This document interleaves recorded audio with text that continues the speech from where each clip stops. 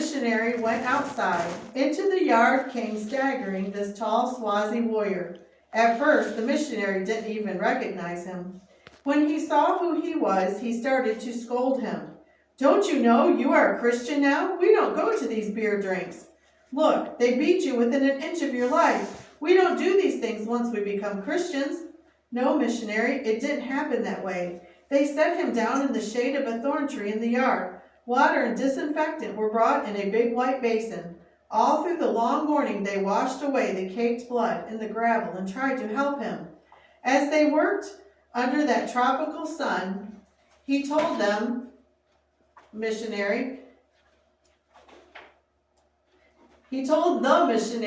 Missionary, last night as I climbed that mountain, many times I would have to sit down in the darkness to get my strength. You know, missionary, as I sat there alone on those rocks, I had time to look down inside of me here. Missionary, he was still in there. They hadn't driven him away. They hadn't chased him out. He hadn't deserted me. He was still in there. Missionary, can they ever drive him out?" "No, you are the only one that could ever drive him out of your life. As long as you walk close to his side, he'll never leave you." "Oh, missionary, if it depends on me, I want to serve him forever. I want to go back and tell my people about this God."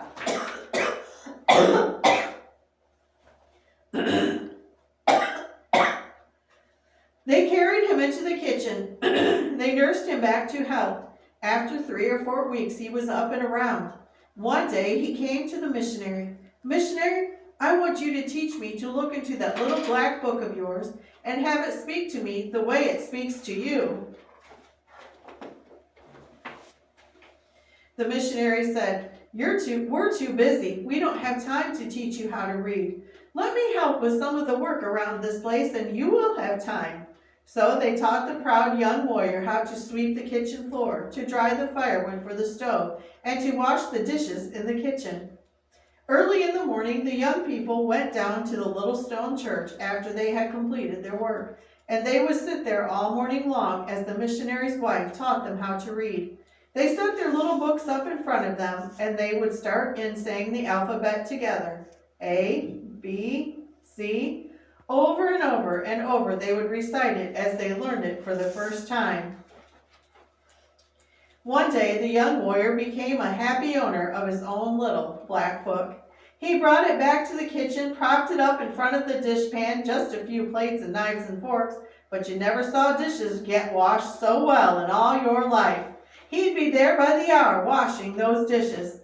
He started in on the dishes, and then pretty soon it would slow up as he'd get to reading. He would sound away, letter by letter. Why, there was a word. It was a word. Then he would get started washing the dishes again, and pretty soon he would slow up again. Letter by letter, he would sound it out. Why, there was a verse. He would say it over again. He would sound his way through it. Pretty soon he would get blessed working on his reading lesson, and he would call the missionary's children in from the yard where they were playing. He would line them up in the kitchen, and he would say that verse to them.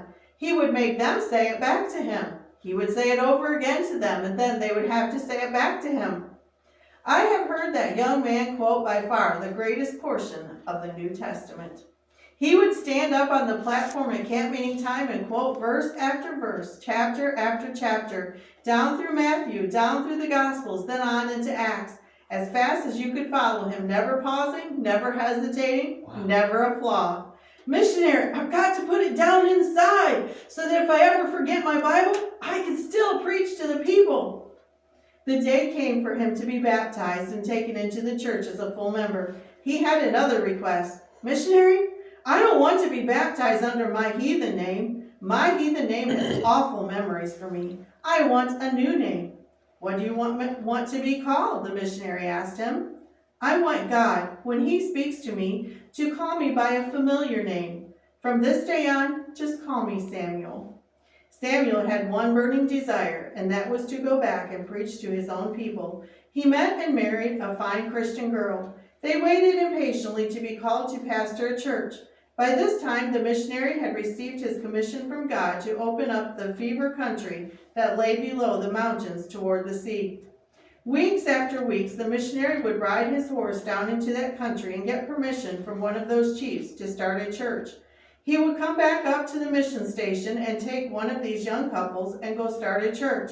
Then he would ride out in another direction and get permission from another chief and come back and take another young couple. Samuel and his wife waited impatiently for the day to come when they too would be called.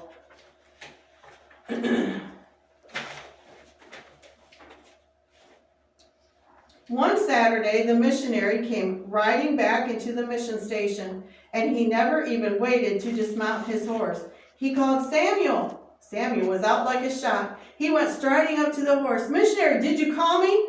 Reminds me of Samuel in the story in the Bible.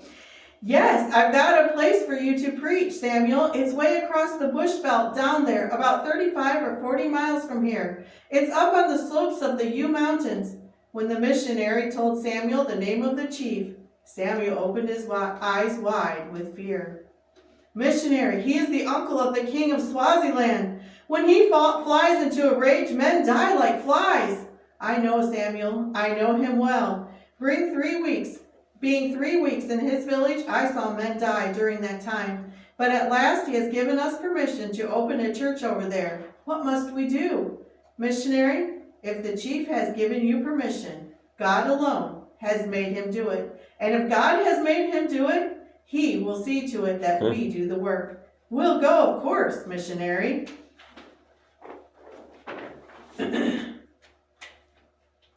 Monday morning saw them at the break of dawn, loaded down with a few belongings, going around the curve into the bush. They crossed the miles until they reached the place where Samuel was to preach to the people. They cut back the grass, cut poles, and built a little building of mud and grass, leaving tiny holes for the windows. They put a roof of thatched grass on the little building. They met out there in that yard under the blistering sun, just Samuel and his wife and the missionary, and they had a dedication service all by themselves. "All right, Samuel, there's your church. There's all of Africa before you." Samuel set about the great task of filling up his church. Samuel followed the path down to the village, down the mountainside to the river where the women gathered to wash their clothes. He preached and he prayed with the people. And we'll stop there.